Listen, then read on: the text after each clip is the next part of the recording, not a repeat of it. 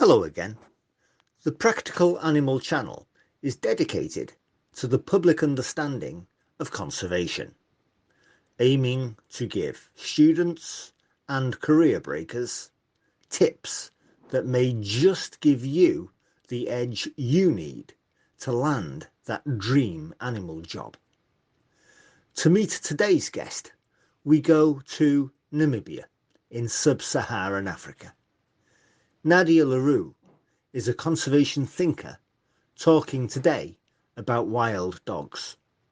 She is a field worker conserving free-roaming wild dog packs, liaising with subsistence farmers on the ground, together with wildlife vets and tracker dogs. Wild dogs first appeared in the fossil record between 2 and 5 million years ago. Working with painted dogs and living the wild life looks like this.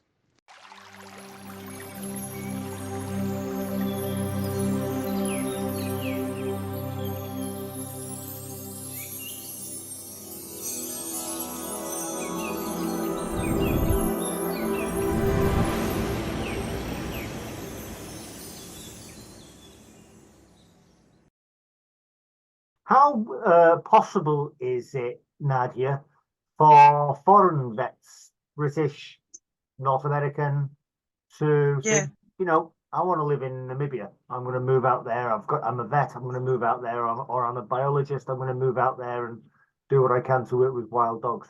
How possible is that? It's not very hard. I haven't struggled getting foreigners in for either short or some longer term contracts. If aid is provided to farmers who suffer livestock losses because of wild dogs, if they can have help with treating the problems clinically, they're much more amenable to wild dogs. Much more. The wild dogs aren't necessarily managing to kill and eat livestock. They injure them, but injure them so severely that they die of secondary infections. The dogs are often going for the backside. So with the female cattle, they severely injuring their vaginas and vulvas. And we don't have veterinary care out here. It's communal land. It's villages. And the state vet that we work with in one area, she covers 2 massive regions. Farmers, their whole everything changes when we rock up with veterinary assistance, and we can help them, and then they're willing to work with us, talk to us, communicate, tell us what's going on, and get involved big time. They see that as a benefit. They see us with our rapid response and veterinary care. That to them is a benefit to living with wild dogs or any carnivores. Nadja, what does your job involve? We work predominantly out in the field for 8 months of the year. What we work on predominantly is rapid response. So when we get calls from farmers about conflict or presence with African wild dogs, then we head out and try and assess the situation and figure out what's going on. We look at trying to help farmers understand what exactly they're dealing with in terms of wild dog presence. So we're trying to figure out, is this an actual pack? Is it dispersals? Is it a residential pack? Is it just dogs moving through? How many dogs are in the pack? Is it a breeding pack? Are they denning? Do they have puppies? And then figure out, what kind of mitigations can be put into place to help them reduce conflict. We advise, share information. I mean, most of the time people just want to know. They just want information. I think the more we can help them understanding the ecology, because no one's ever really helped with just explaining general African wild dog ecology.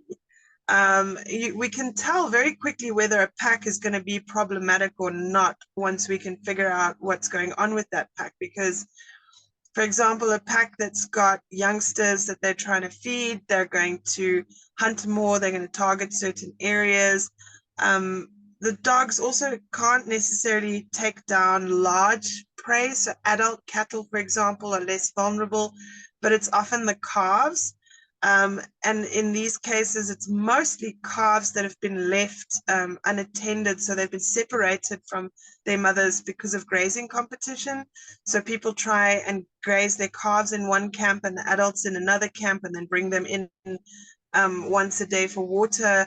So we try to then help farmers, okay, figure out, right, if the dogs are around, let's keep the calves closer to the homestead for the next night or two while we can actively go out and push the dogs on, move them on. Or if it's dispersals, they often cause more problems because they're young, they're on the move, they're not as experienced with their hunting, so then they target livestock as an easier form of prey. So once we can figure out the dynamics of the pack that we're dealing with, we can help with mitigations and advice to the farmers, just to tweak some of the farming practices, encourage the dogs to look for something in like natural prey, and then ideally they're going to move on. But the biggest thing that we're doing is trying to collar as many packs as possible, because this helps with early warning systems. So we put up what we call a geofence, where we map out the farm boundaries, and when the dogs come within a certain range of that farm, the farmers get an SMS that lets them know, okay, the dogs are within range where they could come onto the farm and hunt. And so tonight, let's just keep your cattle or calves close, keep them in the camp at night. Don't let them graze out unattended.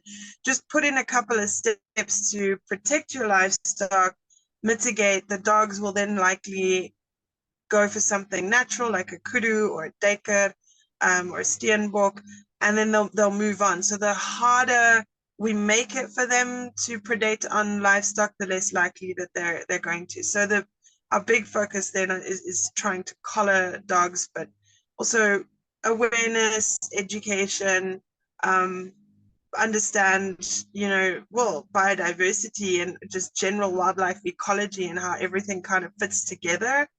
We see a lot of problems with people poaching or illegally hunting, is another nice way of putting it, where the natural prey species have been decimated. So we do a lot of explaining with farmers, well, the more we decimate their natural prey, the less they have to predate on. So it's also important to figure out those balances and understand land management and healthy ecosystems and stuff like that. So we spend a lot of time educating and understanding, but we have found with dogs that we've got collared and packs that we've been monitoring for more than 2 years now, they try and stay away from people. They really, really do. They avoid the farms. They move in between them. We've got 2 packs collared in farmland in northeastern Namibia, and since we've collared these dogs, we've had no conflict, no losses to them through human wildlife conflict. And that's just, I think, because people are aware of where they are. They can practice mitigations when they need to, because they know they're within a close range. They use massive ranges, so they could be anywhere. But as long as you are just vigilant and continue practicing mitigations, the dogs very quickly figure out this isn't as easy. It's easier for me to look for natural prey, and they really, really, really try to stay away from people. So we've found that with these 2 packs, and it's in a cluster of about 8 farms that they seem to hold their home range, the dogs do everything they can to avoid people. And these dogs are a great tool for showing farmers, because I can show them maps of how they move and how they avoid people. And we got to show people how it works. It's no use talking, but when you can have an example and have a pilot study on the go and have packs of dogs that we monitor closely and farmers that work with us. Nadja, do you use domestic dogs for tracking purposes or conservation purposes? Yes, so we've got our canine Ascari. He is a mongrel breed. So we've got him trained now in scat detection. which we use for diet analysis as well as genetic material for genetic studies. But he's also trained to track wild dogs. The intention is never to come face to face with dogs. That's not what his role is, but his role is to alert me on presence. So he will pick up a scent. He'll indicate that he's picked something up. I get him out the car, let him loose, and he'll take me up to where we find tracks. And he'll kind of cover a bit of an area, and that helps me count different tracks to sort of figure out how many different dogs we're dealing with, because when they move, they spread out. They don't just follow each other in a line, so I can often miss a spoor. So he helps me with that, and then he helps with wild dog carcass detection. So in Namibia, we struggle with a lot of persecution. It's severe because it's illegal. They are a protected species. So Scari's trained as a sort of cadaver search dog, so he will help me find dead wild dogs. We really do want to get these carcasses because for genetic studies and research purposes, it's very important to have genetic material, but also to be able to determine the exact number of losses. What personal qualities and skills does a person need to do your job? I mean, does a person need a degree, for example? No, I'm not an academic. I barely finished school. So I'm the first to say I'm not interested in accolades. But it's all about attitude. Our project is not glamorous. We don't work on a private game reserve where we get to drive out and see elephants at the waterhole and, like the beautiful dream that everyone thinks is conservation or working with wildlife. We work on farmland. It's rough. We're dealing with people who are formerly displaced. There's poverty. People are subsistence farmers, and we work in an area that struggles with drought. The landscape is not beautiful. I think it is, as I've spent more time here, but it's not your sort of I dreamed of Africa type environment. We work on cattle farms, and people are angry. So it's you need to have a lot of empathy as well towards the farmers and the farming community of what they're dealing with. So, we deal with a lot of people who are very angry, very emotional. Initial visits can be people saying, we don't want anything to do with you, get off of our farm. People are angry and they're always saying, your wild dogs, your wild dogs. And I've got to go, no, no, no, not my wild dogs. Tenacity, empathy, respect, humility. I've learned over the years to listen. I think people who have a passion for wildlife and animals really struggle sometimes to put the emotions aside, because what we see a lot of is more dead wild dogs than alive wild dogs, and we see farmers killing them and shooting them and poisoning them and snaring them. And I've seen farmers' cattle or calves come into the kraal with half their stomach hanging out. Wild dogs don't kill their prey very nicely. It's quite grotesque, they rip them up, and often these animals don't actually die. And the culture here, predominantly with the Herero who we work with, their whole culture tradition is orientated around their cattle. They build their homes facing the west, and in front of their homes is the kraal, and in between the kraal and their home is the holy fire. And as a farmer, you wake up in the morning and you go to the holy fire to make your sweet tea, and you watch your cattle come in. They know every single cow. They know the personalities. They've helped birth most of their cattle. It's the women traditionally wear a headdress that imitates the horns of a cow. So the people have a real connection with their livestock. It's their everything. the Herero milk their the cattle every morning. They make a milk product here. It's basically like a thick milk called omaere, and that's what most people live off of. We're not going to get anywhere if we're not helping the community and what their needs are. Empathy, tenacity, humility, those are the kinds of traits that you'd need to operate in this kind of industry. In Namibia and also the wider world, what jobs are there with wild dogs? In Namibia, do you have a zoo? Do you have captive breeding programs? Is it all field work? We don't have any zoos in Namibia. We've got a few sanctuaries and a couple of wildlife rehabilitation centers. The Ministry of Environment, Forestry and Tourism, our government sector, are doing a lot in terms of monitoring wild dogs inside of national parks, of which there's only a few that actually keep wild dogs, that have wild dogs. We're currently the only organization that's working on the free roaming population of wild dogs in Namibia intensely.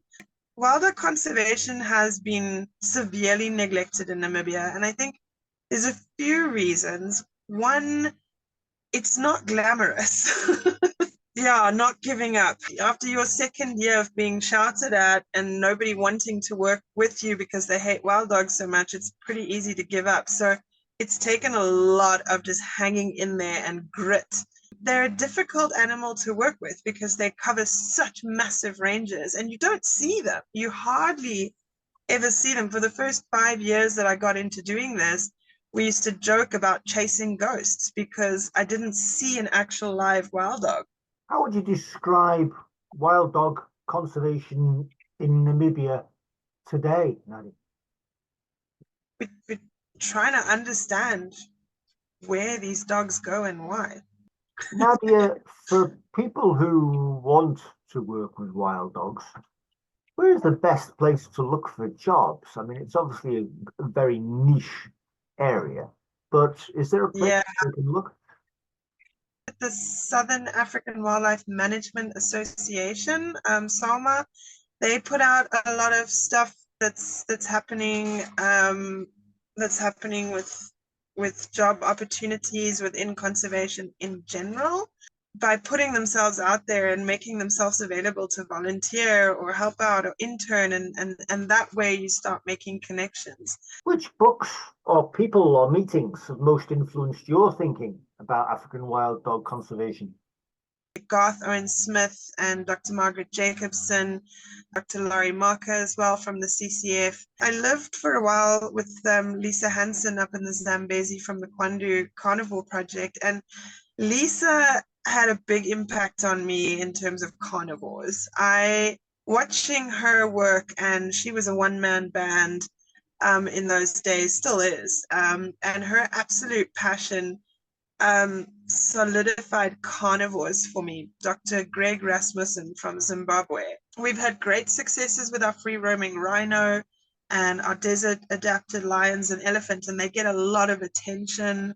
And these are animals that are very sexy, I always say. What should internship candidates wear for an interview? Yeah, casual but presentable. What are good questions that internship candidates can ask at interview? What the conditions are like. You want to understand your living conditions and working conditions. You know, asking and understanding about the culture is very important as well, because we work with, you know, in Namibia, we've got something like 13 ethnic groups of people. So that's different languages, beliefs, traditions, culture. I always try and, you know, look for people who just really are willing to learn. Where do our knowledge gaps lie regarding wild dogs in Namibia? The ecology of these dogs, why they move, where they move, you're right down to what their prey base is. So how they use their land and why they use it the way that they do. I think we don't understand how disease impacts them. We don't understand their success rate with raising puppies, social dynamics between these dogs. No, we don't have any of that information on wild dogs living outside of national parks. So do they use bigger home ranges or don't they? What are their primary prey source? Because there's not a lot of prey anymore that's left on this land. Can you suggest a research project for an undergraduate wildlife biology student? How are the global climate change predictions going to influence wildlife and people, to understand the distributions of their prey base and put money into areas where we're likely to get the greatest bang for buck. Understanding wild dog management, disease is always an issue, habitat encroachment, and what we can do to make the lives of people sustainable and hold on to important species like African wild dogs. Nadia, is there any specific journal or book people can consult, for example, prior to joining a project such as your own? Research that's being done on wild dogs with disease and resistancy to some of these diseases. There's a lot of stuff that's been done with the range expansion project with African wild dogs, that is really interesting, but also the social, I think people are starting to understand a lot more about how to integrate different groups when they're starting to form packs. This is something that in Namibia is very, very weak, should I say, is the understanding of pack integration in managed situations, and then finding suitable release sites for African wild dogs in terms of relocations and stuff with us, problematic dogs that we might need to relocate. Finding the right space where there is the right pack dynamics of existing wild dog packs is a lot more complex than what people think it is. Nadia, you are the project coordinator for the Kalahari African Wild Dog Conservation Project. Thank you very much for being on the Practical Animal Channel. Nadja Le Roux. Thanks for having me.